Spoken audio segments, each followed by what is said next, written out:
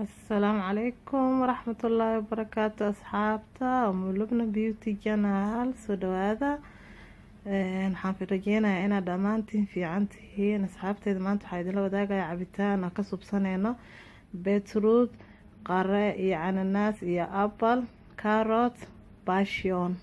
intaasuu ka kooban yahay cabitaankeena.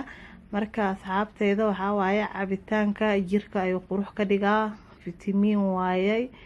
marka waxyaabaha la isku qurxinaayo waxa mataraan koodi hore waa guriga sidiisa waa aas-aaska in laga soo dhisaa Soomahan.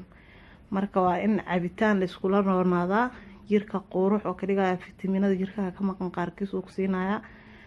marka meeshan qare iyo beetroot, passion, carrot, apple iyo cananaas noo yaalo. intaas isku shiidaneena jirka qurux kaale iska arag oo ka dhigaya asxaabteeda, waana fitamiin.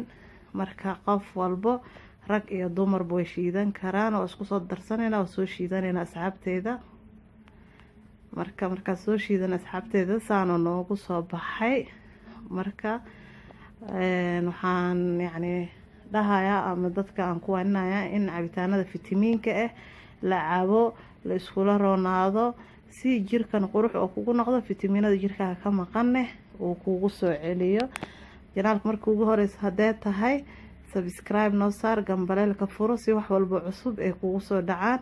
haddaa hore nooga sii joogi jirtay please like ha naga baqiilin, wixii dhiirigelin ee comment noogu soo qor, sii share garay haddii videoga waa ku faa'iiday asxaabtaada la sii wadaag.